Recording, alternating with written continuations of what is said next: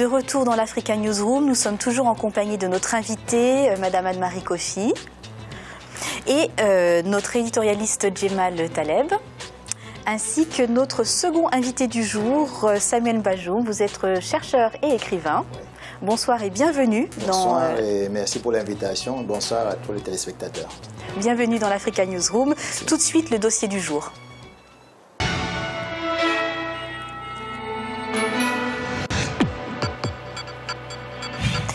Nigeria, Cameroun, Kenya, Somalie, Libye et même le Mali, le terrorisme est sur plusieurs fronts actuellement en Afrique. Un fléau qui nie le bon nombre de programmes économiques de développement sociaux dans les zones où il prolifère. Voyez ce reportage de Birama Saounera.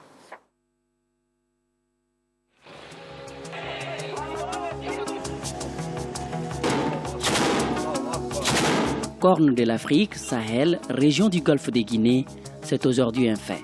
Le terrorisme est en pleine expansion sur le continent africain. Pour de nombreux observateurs, la crise libyenne a été le détonateur de l'irruption de l'islamisme dans la bande sahélo-saharienne avec AQMI, Al-Qaïda au Maghreb islamique. En Somalie, malgré la présence des forces de l'AMISOM, les milices Chebab continuent de s'aimer la terreur dans la Corne de l'Afrique. Les attaques et attentats suicides y sont quasi quotidiens, compromettant toute perspective de mise en place d'un exécutif stable. Aujourd'hui, dans la région du Golfe de Guinée et du lac Tchad, sévit l'un des groupes terroristes les plus meurtriers au monde, Boko Haram. Tous ces groupes ont un point commun, la création d'un État islamique et l'application de la charia. Quelles sont les causes de l'irruption du terrorisme islamique sur le continent ? Y a-t-il une spécificité africaine dans les manifestations du terrorisme sur le continent? Quels sont les ressorts économiques et sociaux de cette nouvelle menace sécuritaire? De quelles forces de riposte dispose l'Afrique pour combattre ces fléaux? Le spectre du terrorisme hante l'Afrique, enlèvement de centaines de femmes et d'enfants par Boko Haram au Nigeria et environ, situation sécuritaire préoccupante au Nord Mali, attentats dans un restaurant à Bamako ou encore dans un musée à Tunis, le terrorisme est partout. Le jeudi 2 avril 2015, les terroristes se sont encore signalés au Kenya avec l'attaque de l'université de Garissa. Bilan 148 morts, dont 142 étudiants. Cette attaque meurtrière et sanglante a été revendiquée par les islamistes somaliens, les Chebab. D'Al-Qaïda au Maghreb islamique à la secte Boko Haram, en passant par les Chebab et les Moujahou, mouvement pour l'unicité et le djihad en Afrique de l'Ouest, le combat s'est fait au nom de l'islam. Et pourtant, cette même religion prône la paix et la tolérance. Une situation qui suscite des interrogations sur les motivations réelles des terroristes en Afrique. Le terrorisme ouvre la voie à des rhétoriques, je dirais, de personnes qui vendent des illusions et qui s'appuient sur des choses qui ne sont pas réelles, telles que par exemple la religion. On peut vraiment se poser la question de savoir si la religion est au centre de toute cette dynamique ou pas, ou bien simplement c'est une instrumentalisation de la religion. Au-delà de l'instrumentalisation de la religion, les mouvements islamistes rejettent les valeurs de la vie civilisée et emploient les méthodes de violence aveugles et impitoyables sur les innocents. Quand les gens sont asservis, quand aimer devient un crime, quand fumer devient une occasion d'être flagellé, quand on est amputé pour avoir simplement écouté de la musique autre que la musique religieuse, chers amis, cela n'arrive pas qu'aux autres, cela peut vous arriver aussi. Cela nous est arrivé au Mali. Le terrorisme représente aujourd'hui un défi pour le continent africain. Pour certains dirigeants, l'Afrique devrait faire face à ces fléaux qui continuent de créer l'insécurité et l'instabilité sur le continent. Nous devons être intolérants face au terrorisme, dans un premier temps, parce que le terrorisme que nous vivons est un terrorisme effectivement très diffus et qui se déplace d'un pays à un autre et qui ne se sent en sécurité que dans des zones d'insécurité. L'intervention menée par l'OTAN en 2011 a ouvert la boîte de Pandore en Libye. L'instabilité politique qui en a résulté a favorisé une circulation illégale d'armes légères, lourdes et surtout de guerre le long de la bande sahélo-saharienne. Tout le monde sait que la Libye fait partie des pays les plus armés en Afrique et je dirais même au monde, au temps de Kadhafi. Toutes ces armes aujourd'hui se trouvent dans la nature. Au moment où les actions et les mesures se multiplient contre le terrorisme en Afrique, les groupes criminels gagnent de l'influence au niveau des populations désespérées qui rêvent de lendemain meilleur. Pour cela, des observateurs pointent du doigt à l'impopularité des politiques socio-économiques menées par certains États africains. Des conséquences de politiques économiques qui ont engendré des problèmes extrêmement graves, dont des taux de chômage surréalistes. L'immense majorité des jeunes ne travaillent pas, ici comme en Afrique subsaharienne. Et c'est cette situation qui alimente justement les flux migratoires, qui posent problème eux aussi, qui alimente les régions djihadistes. Aujourd'hui, le développement des organisations terroristes et criminelles devient un problème de plus en plus urgent à résoudre sur le continent africain. Une situation qui préoccupe la communauté internationale. Je reste préoccupé par la montée de la violence, particulièrement des conséquences effroyables de ces attaques pour les populations civiles. En Afrique, malgré les sommets des chefs d'État et autres rencontres consacrées à la lutte contre le terrorisme, les groupes terroristes continuent de menacer la sécurité des pays et provoquer la fuite des milliers de populations civiles. Au moment où les enjeux de l'action terroriste deviennent de plus en plus importants, les moyens pour une politique antiterroriste efficace et durable font défaut. Nous devons donc combattre ce phénomène avec toute la rigueur requise, au risque de voir tous les progrès réalisés tomber à l'eau. Ce qui exige de nos États une forte mobilisation des ressources et une mutualisation des efforts. En termes de réponse, il est important pour les pays africains de chercher à avoir une résolution des Nations Unies, du Conseil de sécurité, portant embargo à la fourniture des armes à ces nébuleuses, d'une part, mais aussi portant embargo au financement de ces structures. Depuis 2002, des centaines d'attentats ont eu lieu en Afrique. La liste des exactions commises par les islamistes sur le continent africain est loin d'être exhaustive. Si certains pays ont été épargnés et sont relativement calmes à ces niveaux, d'autres sont régulièrement touchés et peinent à éradiquer le phénomène. Aujourd'hui, les autorités du continent prônent des mécanismes adéquats pour éradiquer le fléau du terrorisme. Reste à savoir si les moyens qui seront mis en place suffiront à venir à bout du terrorisme sur le continent africain. Alors Djemal, est-ce que d'après vous, tout a vraiment commencé suite à l'intervention de l'OTAN en 2011 en Libye ? Tout n'a pas commencé avec la guerre en Libye, tout s'est aggravé avec la guerre en Libye. Boko Haram existait avant la Libye. AQMI au Mali existait avant la guerre libyenne. Les Chebab en Somalie existaient avant la crise libyenne. Là où l'élément nouveau qui a donc déclenché la situation que nous connaissons aujourd'hui, c'est en fait le foyer libyen. Le foyer libyen, quand on a eu la guerre qu'on a connue, sur laquelle nous avons chacun le jugement qu'on veut bien avoir, peu importe à la limite quel qu'il est, mais ce qui est important et ce qui est grave, ce sont les conséquences plus tard. Quand donc la guerre de Libye est terminée et on a connu donc une espèce d'industrie de la distribution de l'armement, et me dit-on 300 000 armes qui sont parties du jour au lendemain vers le site mais comment sont financés justement ces groupes? C'est parce qu'au départ, la crise libyenne, c'est beaucoup de groupuscules armés auxquels qu'on approvisionne en armement, parfois par voie aérienne.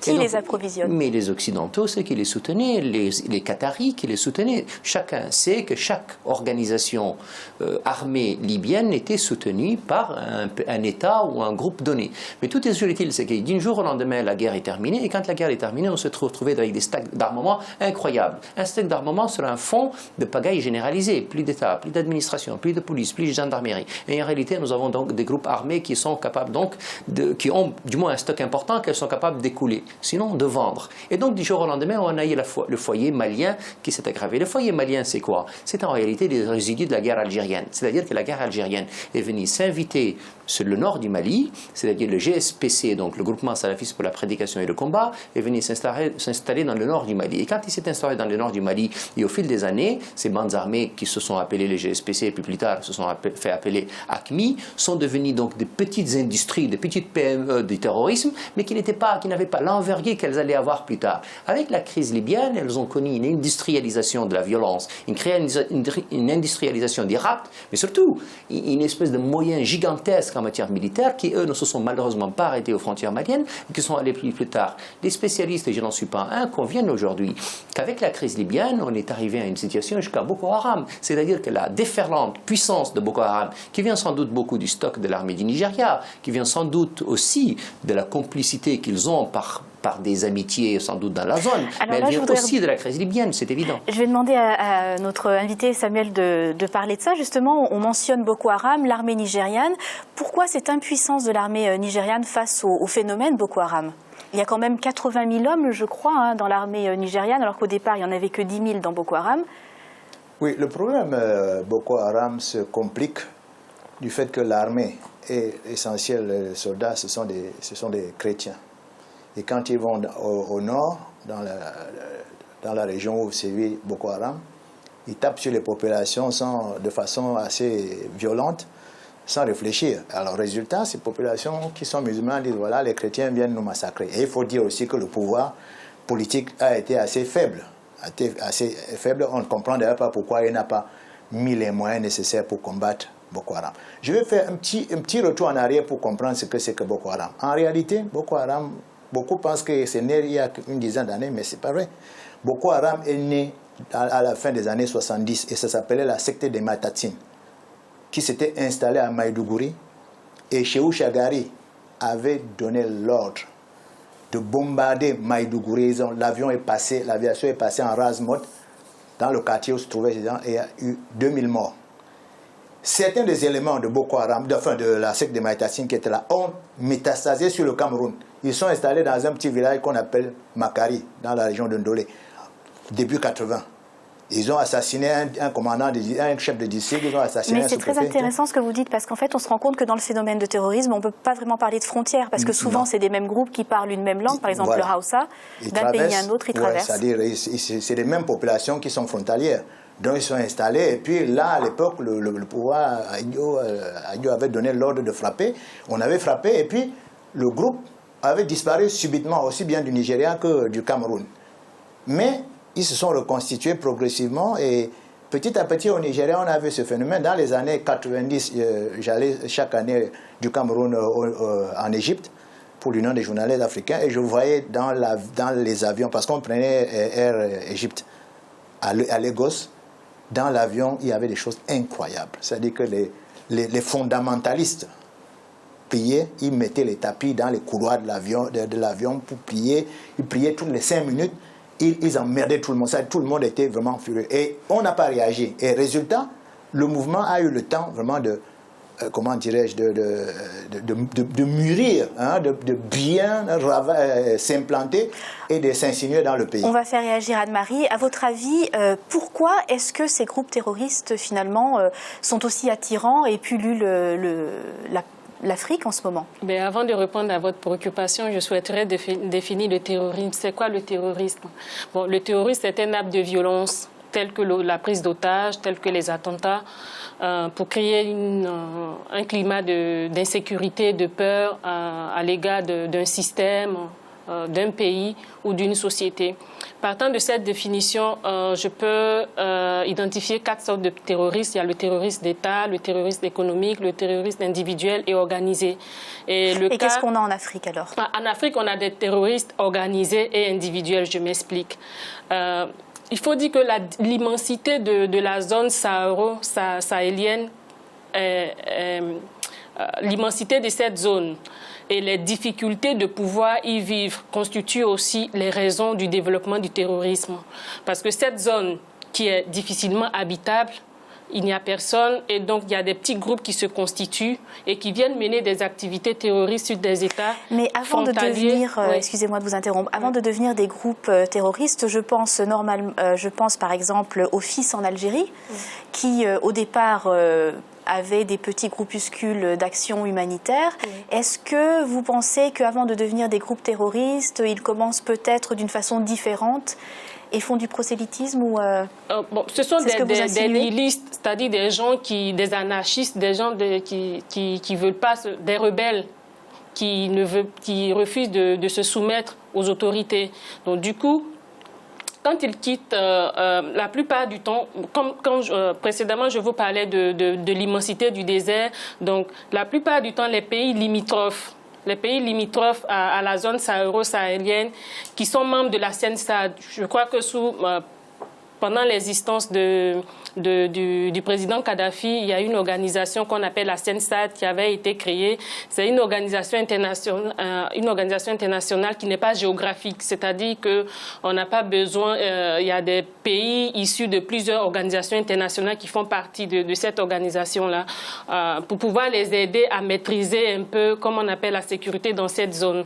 Donc du coup, ces pays qui sont limitrophes à cette zone, qui ont des difficultés pour pouvoir assurer la sécurité sur leur territoire, ne peuvent pas prendre d'engagement au niveau international, je vais dire au niveau de la CNSAD. Donc du coup, c'est cette zone-là, la zone saharo-sahélienne, où il y a des canyons, où il y a des grottes, du coup, ces individus-là viennent mener des activités et quand ils sont poursuivis, ils repartent dans cette zone qui est difficilement repérable, par voie, que ce soit par voie terrestre, que ce soit par voie aérienne. Merci beaucoup. Alors tout de suite, un rappel des titres, des sujets qui ont été développés en début d'émission. Le calme est revenu à Libreville, au Gabon, suite aux incidents qui ont suivi l'annonce du décès de l'opposant André Mbaobam. C'était l'un des fondateurs du Parti Union Nationale. Il s'est éteint à Yaoundé à l'âge de 57 ans. Et puis les Soudanais sont appelés aux urnes à partir de ce lundi, et ce pour 3 jours. En jeu, plusieurs scrutins, puisqu'ils doivent élire leur prochain président, mais également les parlementaires et les représentants des régions. Nous allons marquer une nouvelle pause. Dans un instant, la 3e partie de l'Africa Newsroom.